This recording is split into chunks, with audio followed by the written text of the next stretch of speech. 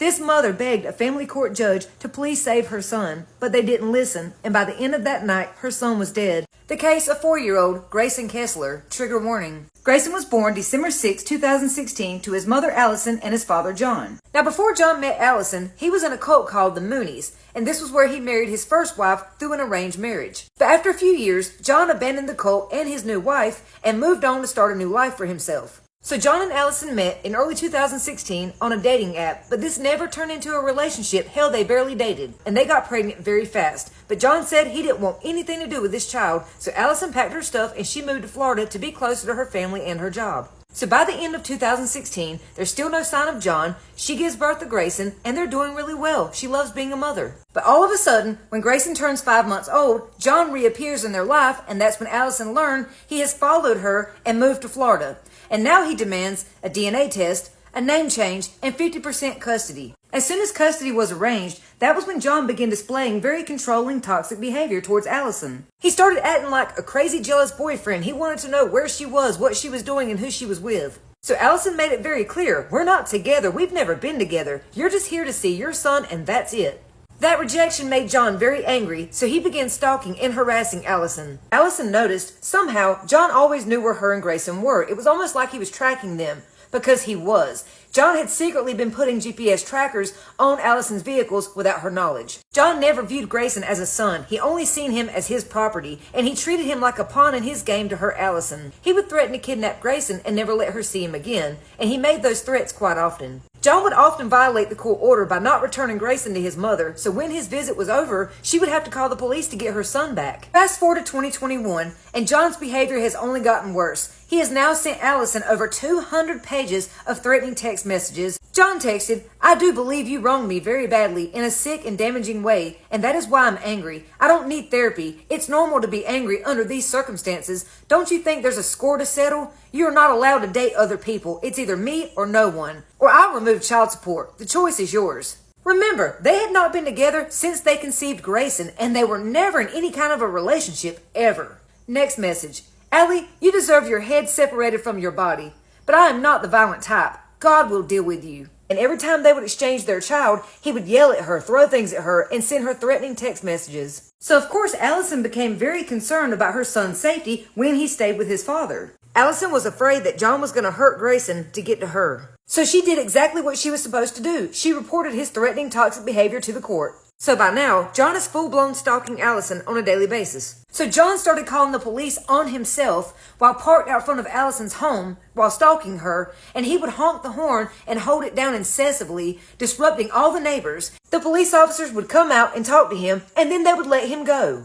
John also showed his ass at Greyson's preschool in front of everyone because he had to pay school fees. So John made a bunch of fake accounts and he began stalking Allison and her family and friends online. He would somehow obtain credit reports on Allison, her family, and friends and use the information he obtained to harass them. So not only was he stalking Allison, now he's harassing her family, friends, co-workers, and neighbors, hell, anyone near her. She told the court from what she knew, since John had left that cult, he was dealing with serious mental illness and PTSD, and he never sought treatment for any of it, and she was afraid for her son's life. She said, "I'm worried he will hurt our child because he has direct access to our child." And every single time she reported all of this to the court, the judge, their attorneys, their mediator, to everyone, no one would listen. No one held him accountable. They would all say the same thing. "He doesn't seem threatening. He sees his son. He pays his child support. You should be appreciative." They accused her of being an overdramatic mother who was trying to kick John out of his son's life because she wanted Greyson all to herself. John seemed to be progressively slipping into madness. The red flags were there, people, and Allison was the only one who was acknowledging the danger. By May of 2021, John's behavior had escalated to the point that Allison did not feel safe handing Greyson over. So the week of May 17th, Allison wanted to file an emergency domestic violence petition against John to prevent him from picking up Greyson from the school that Wednesday on May 19th. Allison listed many of the abusive behaviors John had been displaying, along with the fact that he had kept her child from her before and refused to hand him over. Allison told the court she was scared of John's behavior and that she was afraid he would harm her son. She did not get the ruling in time, though, and John was allowed to pick Greyson up from school that day. So Allison went back to the courthouse that afternoon and received a ruling that her petition had been denied. And that night around 10:30 p.m., she received a text message from John that said, "You are clearly attempting to take some kind of legal action against me if you're hanging around the courthouse." So what's the status? You should probably tell me now rather than wait for me to find out otherwise, because I will be more angry if I don't hear it directly from you. And that was when Allison again realized John had been somehow tracking her whereabouts. So Allison took her car to the car shop where they retrieved a hidden GPS tracker. She immediately drove to the police station where they took possession of that tracker, and she filed a report of the incident.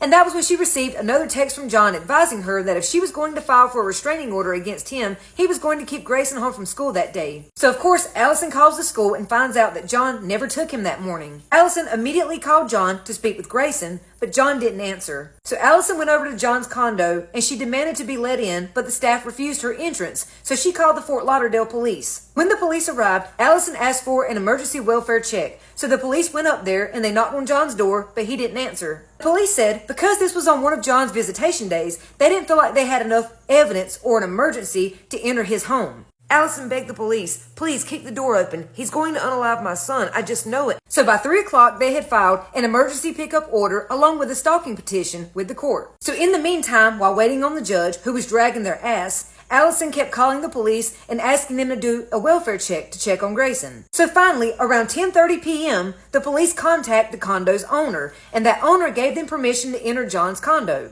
That was when the police made a gruesome discovery of John and Greyson's bodies on the living room sofa. At some point between May 19th and May 21st, John armed himself with a .45 caliber handgun and unalived Greyson in the left side of his head and then turned the gun on himself. And what made everything even worse was the next morning, Allison learned that the judge had denied every single request she had filed in an attempt to save her son's life the day before. The judge denied the stalking petition, the domestic violence order, the emergency pickup, everything. And she had submitted legit evidence that proved all of her accusations were true. That stupid goddamn judge should have been fired. And after learning her son had been murdered, she was now even more pissed off that no one would be held accountable for this.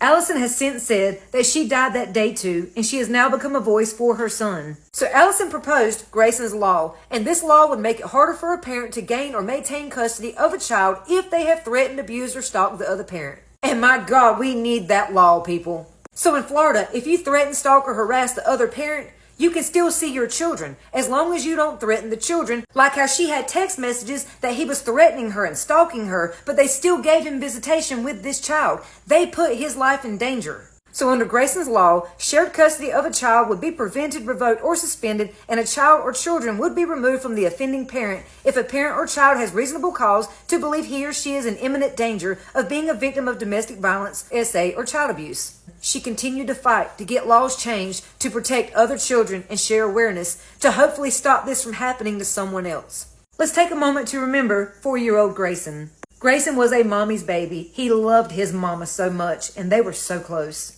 Greyson was the most beautiful, precious baby any mother could ask for. Greyson was adventurous. He loved going outside and learning new things, and he especially loved to go swimming. Greyson was a cuddle bug. He loved to be snuggled. At Greyson's funeral, the family released butterflies in memory of him because he loved butterflies. The last video she has of her son is him walking through the front yard where he spots a butterfly, so he gets super excited and says, "Ooh, a butterfly." He was her only child, her heart and soul, and the love of her life.